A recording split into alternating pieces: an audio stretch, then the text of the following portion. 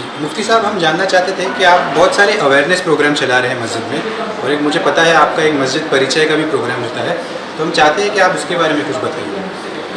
دیکھیے، مسجدیں رسول اللہ صلی اللہ علیہ وسلم کے دور میں بے شمار خدمات کا مجموعہ تھی، حتیٰ کہ آپ کو بتائیں کہ مسجد اس حد تک تھی کہ اگر قیدی کو قید خانے میں قید کرنا ہو تو مسجد ہی میں قید کیا جاتا تھا۔ ایسے بھی واقعات ہیں، اور اس کے اثرات پڑتے تھے کہ وہ سخت قسم کا دشمن بھی دین اسلام کا مجاہد بن جاتا تھا، اور بے شمار مسجدوں کی خدمات تھی۔ لیکن جیسے جیسے وقت گزرتا گیا، مغلیہ دور، اس سے پہلے تو عثمانی دور، اس سے پہلے اموی دور، پھر یہ آخر کے دور میں مسجد جو ہے وہ 5 نمازوں کے لیے محدود ہو کر رہ گئی۔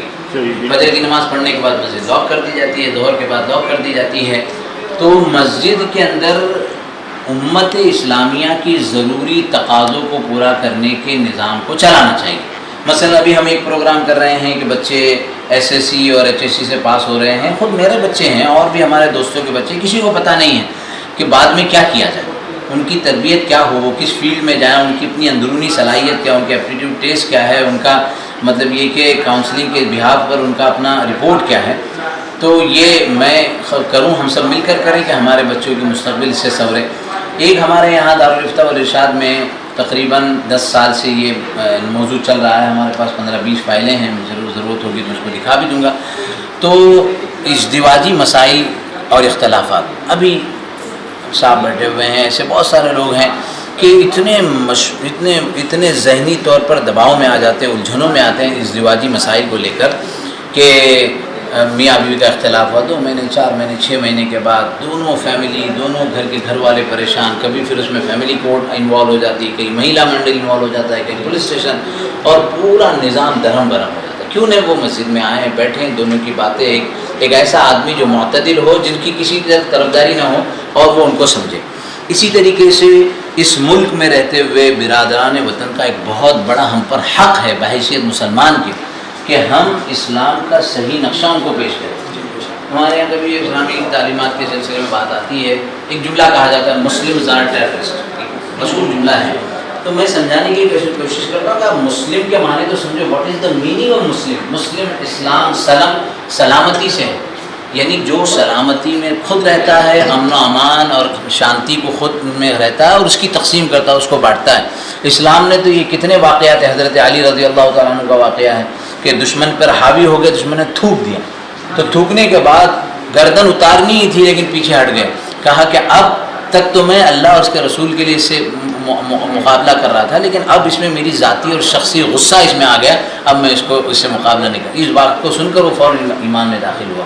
تو یہاں ہم مسجد میں اپنے برادران وطن کو لائیں۔ آپ یقین کریں پچھلے 2-3 پروگراموں میں جو آئے ہیں وہ اتنا رو کر گئے۔ ایک صاحب تو مجھے کہا، لمبی ٹوپی پہن کر آئے تھے اور مراٹھی میں، بولے ہمیں 45 سال سے ہم جو ہے ایک تنظیم کا حصہ ہے، اور ہاں 45 वर्षाशी आम्ही तुमच्या बारेत काही दुसरा समजत होतो, पण आज आम्हाला समजत आला आणि मी तुम्हाला सांगते कि तुम्ही इतके वर्ष आम्ही का ना सांगितले, आपने इतने सालों में हमको क्यों नहीं बताया। तो हमें एहसास हुआ कि सिर्फ मस्जिद दिखाने से अच्छा, इसमें मुल्क के हालात ऐसे, हमको कोई दावा या कोई बस ये कि इस्लाम और मुसलमान को जानिए, इस्लाम को जानिए कि मुसलमान ये नहीं कि हर आदमी जो है वो आपके, हाँ कुछ लोग ऐसी हरकतें करते हैं, वो उनका अपना पर्सनल शख्सी मामला है, लेकिन इस्लाम तो प्यार को, मोहब्बत को, अमन अमान को, सलामती को बांटता है, उसी में रहने को पसंद करता है। तो इसलिए ये भी हो कि लोग आएँ, हमको देखें और समझें और उससे ये खैर वजूद में आए। आप इस लाइब्रेरी के ताल्लुक से कुछ हमें बताइए, ये लाइब्रेरी में किस तरह की एक्टिविटी होती है? देखिए, ये लाइब्रेरी जो आज इस शक्ल में नज़र आ रही है, ये अपने बहुत सारे मराहिल से गुजरते गुजरते यहाँ पहुँची है। ये लाइब्रेरी की बुनियाद हमारे अपने तहक़ीक़ी अंदाज़े के मुताबिक वही जो पहली जो बच्ची के इंतकाल के वक्त मोहम्मद अली साहब और उनके दरमियान में उन्होंने इसकी बुनियाद रखी, और यानी 1850 तक के हमको डॉक्यूमेंट मिलते हैं कि 1850 से ये लाइब्रेरी क़ायम है। यहाँ कुतुब खाना, मदरसा मोहम्मदिया, और मदरसा भी था, एक बाज़ाब्ता मदरसा था और उसके साथ उसका कुतुब खाना था।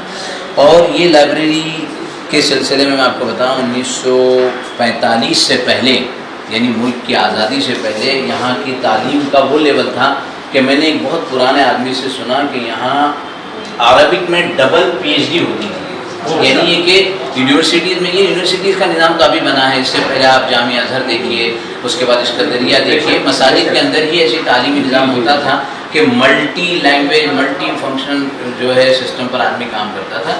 تو یہ لائبریری بھی اسی کا حصہ ہے. اور عجیب بات آپ کو بتائیں کہ میرے اپنے معلومات کے مطابق پورے ہندوستان میں کوئی ایسی مسجد جس مسجد کے پاس لائبریری ہو، اور اس لائبریری میں، لائبریری تو بہت سی مسجدوں میں، لیکن اس لائبریری میں 1600 سے زائد مخطوطات ہوں، میں نے اس کے ہاتھ سے لکھے ہوئے ہو، بکس ہو، وہ نہیں ہیں.